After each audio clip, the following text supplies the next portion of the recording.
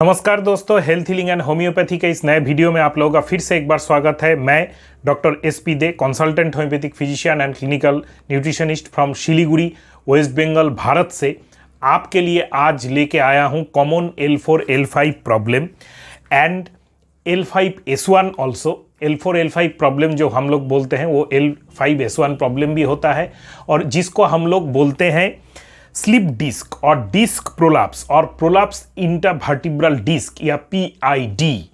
और जो डिस्क है हम लोगों का इंटरवर्टिब्रल L4 L5 वर्टिब्रा के बीच में, और जो L4 L5 एंड L5S1 के बीच में ये खिसक जाना। तो ऐसे जो केसेस है इनका रिक्वेस्ट मेरे पास बहुत आया है। आज इस वीडियो में हम लोग जानेंगे कि ये जो प्रॉब्लम है इसमें ये क्यों होता है, क्या सिम्टम्स आते हैं, क्या हम लोग इसको होम्योपैथी से ठीक कर सकते हैं कि नहीं, क्या मेडिसिन है, कितना मेडिसिन काम करते हैं, किन किन को मेडिसिन कब कब क्या क्या लेना चाहिए, कब होम्योपैथी ट्रीटमेंट में जाना चाहिए, कब फिजियोथेरेपी करना चाहिए। तो चलिए वीडियो को लेंदी ना करते हुए शुरू करते हैं।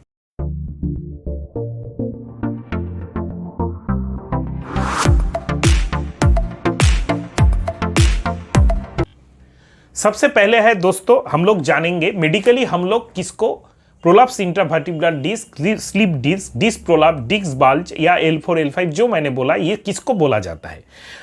When the intervertebral disc is forced out of the annulus fibrous due to any mechanical force increasing intradiscal pressure, this is known as disc prolapse।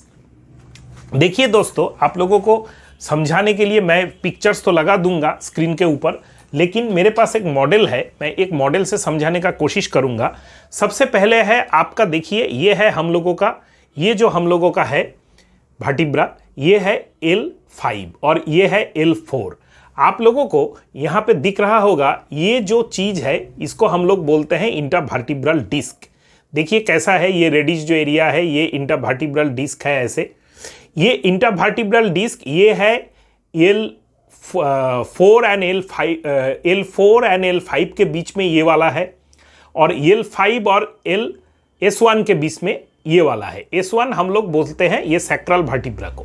तो हम लोगों का प्रॉब्लम यहाँ पे है, ये जो डिस्क है और ये जो डिस्क है, ये दोनों डिस्क ये पीछे के तरफ, वर्टिब्रल कॉलम के पीछे के तरफ निकल आते हैं। इसको बोला जाता है डिस्क प्रोलैप्स। अभी जो ये डिस्क प्रोलैप्स है इसको हम लोग कैसे दिखता है, ये एक्सरे में, सीटी स्कैन में सब कुछ प्लेट में लगाते जाऊंगा, आप देख लीजिए, पिक्चर्स आते जाएंगे। ये होता क्यों है, देखिए कॉमनली लंबर स्पॉन्डिलोसिस आजकल पॉपुलेशन में सबका है, हर घर में है। शहरों में रहने वाले लगभग 95% पॉपुलेशन, एडल्ट पॉपुलेशन को है। स्कूल ग्रोइंग चिल्ड्रन में भी स्टार्ट हो जाता है। कमर में थोड़ा थोड़ा दर्द, फॉरवर्ड बेंडिंग में थोड़ा थोड़ा प्रॉब्लम, सामने जब झुकता हूँ थोड़ा प्रॉब्लम होता है, नींद से सुबह जागता हूँ तो कमर में थोड़ा थोड़ा प्रॉब्लम होता है, बाइक चलाता हूँ, कार चलाता हूँ, ट्रेन बसों में पैसेंजरी करता हूँ तो मुझको थोड़ा थोड़ा प्रॉब्लम होता है, ज़्यादा देर खड़ा नहीं हो सकता, मुझको कमर में दर्द रहता है। ये सब प्रॉब्लम अक्सर लगा रहता है। बहुत दिन चलते चलते कभी ये मैकेनिकल प्रेशर ज़्यादा हो जाए, बॉडी का अपर वेट ये ना ले, ये डिस्क ना ले, तो हम लोगों का डिस्क पीछे सरक जाता है। सामने सरकने का जगह नहीं है, मसल गर्ड्स ज़्यादा होता है, पीछे सरक जाता है।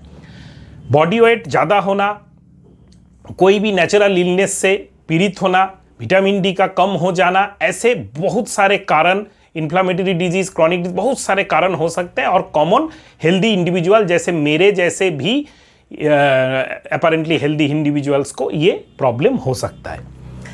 इसका जो मेन कारण है ये है chronic lumbar spondylosis. Chronic lumbar spondylosis से ही एक टाइम में जाके जब वो डिस्क जो मैंने अभी दिखाया ये पूरा बॉडी का, अपर बॉडी का वेट ले रहा है, जब वो वेट नहीं ले पाया वो खिसक गया। एक्सीडेंट के कारण, मोच लग जाने के कारण, गिर जाने के कारण, खींचतान लग जाने के कारण, या कोई भी कारण जो है मैंने बताया उसमें हो सकता है। इसमें क्या लक्षण होते हैं, सिम्टम्स क्या है, बहुत ज़्यादा कमर में दर्द होता है, सामने झुकने पर आपका बहुत प्रॉब्लम होता है, it is very dangerous position, forward bending position is very dangerous position for disc prolapse patient, कभी भी मत कीजिए ऐसा। पेन जो है सायाटिका नाम टाइप पेन है, सायाटिका के ऊपर मेरे चैनल पे ऑलरेडी वीडियो है, बहुत ही अच्छा प्यार मिला है आप लोगों का उस वीडियो में, आप लोग जरूर देखिए उस वीडियो को। सायाटिका लाइक पेन मतलब आपका पेन पीछे से यहां से स्टार्ट होकर पैरों से होकर नीचे तक चला जाएगा। जब आप सो जाएंगे पेन कम हो जाएगा, लेकिन उठते ही पेन चालू हो जाएगा। कभी कभी पेन इतना भी ज्यादा होता है कि एक पैर भी आप आगे नहीं बढ़ सके, severe symptoms of the disc prolapse आता है। और खांसी पर, छींकने पर भी आपका दर्द, खास करके पीछे के हिस्सों में, कमर के निचले हिस्सों में, नितंब के हिस्सों में, ग्लूटियल रीजन में आपका पेन हो सकता है। इससे भी बहुत ज़्यादा अक्सर पेशेंट्स को हम लोग मिलते हैं कि जो पेशेंट्स ऐसे होते हैं जो बहुत ज़्यादा दर्द का बात बोलते हैं कि डॉक्टर साहब मैं सुबह नींद से जागने का कोशिश किया, कमर में खींच लग गया, फिर मैं एक पैर भी नहीं पसार सकता हूँ, इतना दर्द हो रहा है कि मुझको रोना आ रहा है, कुछ कीजिए। पेन किलर ले लिया, इंजेक्शन लगा लिया, फिर भी नहीं कम हो रहा है। और कभी कभी तो ऐसा भी पेशेंट्स होता है कि एक्यूट डिस्क प्रोलैप्स में जब वो होता है फर्स्ट टाइम लाइफ का, तो 2-3 महीने के लिए पेशेंट बेड रिडन भी हो जाता है अगर ठीक से ट्रीटमेंट ना हो या मेल ट्रीटमेंट वगैरह, पेन किलर्स वगैरह ज़्यादा यूज़ किया जाए, exercise and all the others जो मैं अभी बोलने जा रहा हूँ ये ठीक से ना हो। सबसे इंपॉर्टेंट बात है डिस्क प्रोलैप्स में आपको 15 दिन से लेके 21 दिन मतलब एटलीस्ट 21 डेज, 3 हफ्ता, 2 हफ्ते से लेके 3 हफ्ता आपको एब्सोल्यूट बेड रेस्ट लेना है जब एक्यूट सीवियर हो रहा है। क्रॉनिक जिनका है उनका अलग, क्रॉनिक मतलब बहुत दिन से जो पीड़ित है उनका अलग, अभी एक्यूट का बारे में बोल रहा हूं। एक्यूट डिस्क प्रोलैप्स में आपको बहुत 21 दिन तक आपको बेड रेस्ट लेना है।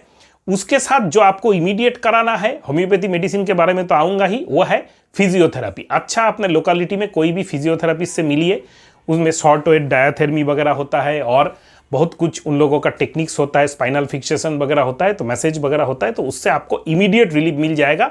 साथ में मैं होम्योपैथी मेडिसिन भी यहाँ पे बताऊंगा, वो भी आप ले सकते हैं अपने घर में।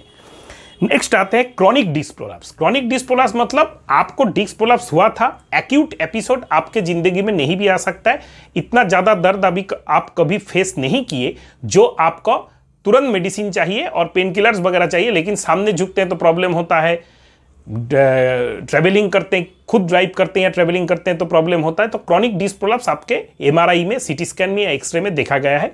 तो आपका जो ट्रीटमेंट है उसमें जरूर आपको जो करना है वो है स्पाइनल फ्लेक्शन एक्सरसाइज। देखिए दोस्तों, मैं यहाँ पे एक एक्सरसाइज का फोटोज लगाते जाऊंगा, आप थोड़ा सा समझ लीजिएगा, क्योंकि मुझको करके दिखाने का उतना ज़्यादा सुविधा या टाइम भी नहीं मिलता है।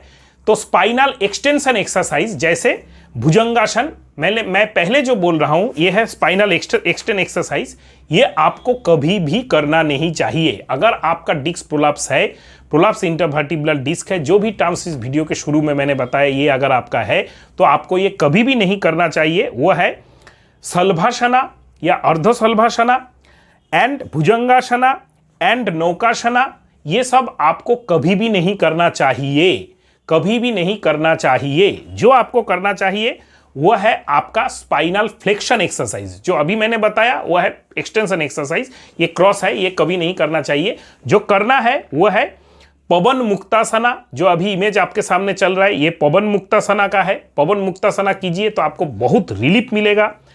और आता है एक एक्सरसाइज, उसको हम लोग बोलते हैं नवासना या बोट पोस्चर, ये आपको करने से, ये भी स्पाइनल फ्लेक्शन एक्सरसाइज है। नवासना या बोट पोस्चर, इसको करने से भी आपका जो क्वाड्रिसेप्स मसल्स है वो रिलैक्स होगा, हैमस्ट्रिंग रिलैक्स होगा और आपका जो एक प्रॉब्लम है वो धीरे धीरे कमना स्टार्ट हो जाएगा क्रॉनिक प्रॉब्लम के लिए। अभी आते हैं मेडिसिन पे। होम्योपैथी मेडिसिन में सबसे ज़्यादा हम लोग बात करेंगे एक्यूट कंडीशन में जब सीवियर पेन होता है। अगर आपका सीवियर पेन हुआ है, स्टार्टिंग हुआ है आज ही, बहुत जल्द आपका पेन रिलीफ करना है और बहुत सीवियर पेन हो रहा है, तो आपका मेडिसिन है arnica and hypericum. Arnica and hypericum 200 power में लीजिए। दोनों मेडिसिन का 2-2 बूंद अलग अलग से, एक साथ मिक्स मत कीजिए। 1 चम्मच पानी में आर्निका का 2 बूंद ले लीजिए, तो उसको ले लीजिए। फिर 1-2 मिनट बाद हाइपेरिकम 200 का 2 बूंद लीजिए। अच्छा कोई कंपनी का मेडिसिन लीजिए, उसका 2 बूंद लीजिए। ऐसे 2-2 बूंद हर एक मेडिसिन का अलग अलग से 1-1 चम्मच में लीजिए। 1-2 मिनट आगे पीछे करके दिन में 4 बार लेते रहिए, तो आपका पेन धीरे धीरे कमना स्टार्ट हो जाएगा। सॉरी। नेक्स्ट हम लोगों का आता है और एक मेडिसिन सीवियर एक्यूट पेन, एक भी स्टेप मैं पसार नहीं सकता, टच करने पर भी कमर में मेरा सीवियर पेन हो रहा है, आंखों से आंसू आकर आ रहा है, ठंडा मैं सहन नहीं कर सकता, गर्म देने पर आराम हो रहा है, तो आपका मेडिसिन है कोलोसिंथ एंड एलियम सेटाइवम। हाँ दोस्तों, कोलोसिंथ एंड एलियम सेटाइवम, इसको भी आप 200 में मत लीजिए, 30 पोटेंसी में लीजिए। अगर एक्यूट केस है, बहुत ज़्यादा सीवियर पेन है, लेकिन ऐसा नहीं है कि टच करने से आपका प्रॉब्लम है, तो आपको आर्निका, और अगर आर्निका हाइपेरिकम से भी रिलीफ ना मिले या और भी सीवियरिटी आपको लगे तो कोलोसिंथ एंड आपका एलियम सेटाइवम, ये आपका बहुत अच्छा काम करता है। 30-30 पावर में लीजिए, 2-2 बूंद हर एक मेडिसिन का अलग अलग से 1 चम्मच पानी में लीजिए, 1-2 मिनट आगे पीछे करके लीजिए, दिन में 4 बार लगातार लेते रहिए तो आपका पेन रिलीफ हो जाएगा। देखिए दोस्तों, अभी क्रॉनिक्स में आता हूं। क्रॉनिक में अक्सर पेशेंट बोलते उतना सीवियर तो पेन नहीं, लेकिन जब भी पेन होता है ऊपर से शुरू होकर नीचे तक चला जाता है। ऐसे केसेस में हम लोग जो मेडिसिन यूज करते हैं उसको मैं बोलता हूं कालमिया लैटिफोलिया। कालमिया लैटिफोलिया 30 पावर में लीजिए, 1 चम्मच पानी में 2 बूंद डाल के दिन में 4 बार लेते रहिए। अगर दर्द ऊपर से शुरू होकर नीचे तक जा रहा है, एक पैर में या 2 पैर में, खाली यही सिम्टम्स है, तो kalmia latifolia is sufficient to cure you. Next हम लोगों का और एक आता है ग्रुप ऑफ सिम्टम्स क्रॉनिक में, खास करके वो है पैर सुन हो रहा है, उसके साथ दर्द हो रहा है, यहां सुन होता है, वहां पे दर्द होता है, वहां सुन होता है, यहां पे दर्द होता है, ये सब होता रहता है और दूसरा कोई सिम्टम्स नहीं है। ऐसा अगर सिम्टम्स है तो आपका मेडिसिन है नेफाइलिनम। नेफाइलिनम जो मेडिसिन है, ये आप 1 चम्मच पानी में 2 बूंद डाल के दिन में 4 बार लीजिए, लगातार लेते रहिए तो आपका बहुत जल्दी पेन रिलीफ हो जाएगा। अगर आपका, हम लोगों का एक बहुत ही पॉपुलर मेडिसिन है रास्टॉक्स। रास्टॉक्स हम लोग अक्सर 30, 200, 1M, 10M में भी यूज करते हैं।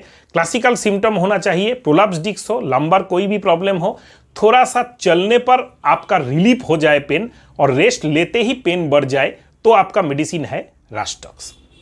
ठीक ऐसे ही सिम्टम्स में अगर उल्टा हो जाए, आप थोड़ा सा भी चल नहीं सकते, लेकिन पेन तो उतना सीवियर नहीं है, लेकिन थोड़ा सा चलने पर ही पेन होता है, थोड़ा सा चलने पर ही पेन होता है, रेस्ट में एब्सोल्यूट आपका प्रॉब्लम रिलीफ हो जाता है, तो आपका मेडिसिन है ब्रायोनिया। ऐसे केसेस में हम लोग जितना पुराना केसेस है उतना पावर ज़्यादा देते हैं। अगर पुराना ज़्यादा केस है तो 1M देते हैं, कम पुराना है तो 30 देते हैं। 30 to 100 दिन में 4 बार आप ले सकते हैं।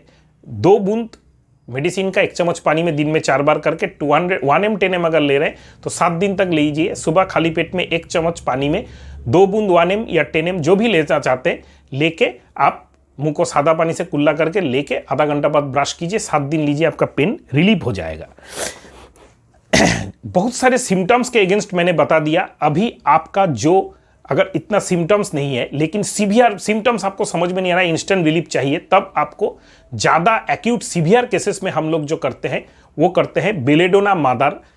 आपको हर जितना पेन का सीवियरिटी के ऊपर 1-2 घंटे में 10 बूंद थोड़ा सा गर्म गुनगुने पानी में लेते रहिए, आपका एक्यूट पेन कम हो जाएगा। इसको आप आर्निका हाइपेरिकम के साथ भी ले सकते हैं, कोलोसिन एलियम सेटाइव के साथ भी ले सकते हैं। नेक्स्ट आता है क्रॉनिक केसेस में, जो पुराने रोगी है लंबर पेन के, prolapse intervertebral disc L4, L5, L3, L5, S1 के, उनके रिलीफ के लिए मैं जो बोलता हूं वो है SBL का एक आर्निका एक्ट स्प्रे आता है, उसको आप कमर में स्प्रे कर दीजिए, फिर हॉट कंप्रेस कीजिए। हॉट वाटर बैक का कंप्रेस ऑलवेज कीजिएगा। कमर दर्द के पेशेंट्स अपने कमर के ऊपर ड्राई हीट मत दीजिएगा, वो मसल को डिहाइड्रेट कर देता है, तो आप उसमें यूज़ कीजिए कि आर्निका एक्ट स्प्रे आप SBL का लगा दीजिए। पीठ में बैक उल्टा होकर सो के पूरा पीठ के से नीच तक आप लगा दीजिए, फिर स्प्रे कर दीजिए, फिर हॉट कंप्रेस कीजिए, तो आपका पेन धीरे धीरे रिलीफ हो जाएगा, मसल रिलैक्स हो जाएगा। उसके साथ आप जो मेडिसिन मैंने बताया उसको ले सकते हैं, और उसके साथ आप जो एक कॉम्बिनेशन मादार टिंचर का ले सकते हैं, वह है हाइपेरिकम मादार एंड बेलिस्पार का कॉम्बिनेशन। बेलिस्पार मादार टिंचर एंड हाइपेरिकम मादार टिंचर का कॉम्बिनेशन एक साथ में मिक्स करके इक्वल अमाउंट आप मिक्स करके एक शीशी में रख दीजिए। 10 से लेकर 15 बूंद दिन में 3 से लेकर 4 बार आप लीजिए, और इससे भी पेन रिलीफ ना हो तो आपका क्रॉनिक केस है तो आपको कॉन्स्टिट्यूशनल मेडिसिन लेना है। कॉन्स्टिट्यूशनल मेडिसिन अगर आप लेना चाहते हैं तो क्वालिफाइड, इंस्टीट्यूशनली क्वालिफाइड BHMS या MD डॉक्टर से मिलिए। इसके ऊपर भी मेरे चैनल पे वीडियो है, वो आप देख लीजिएगा, how to get best homeopathy doctor nearby me. अकेले मेरे चैनल पे है। अगर आप चैनल पे नए हैं तो चैनल को सब्सक्राइब करके बेल आइकन को प्रेस करना मत भूलिएगा दोस्तों। वीडियो को काम का लगे तो अपने सोशल मीडिया प्लेटफॉर्म में इसको शेयर करना मत भूलिएगा दोस्तों। नमस्कार।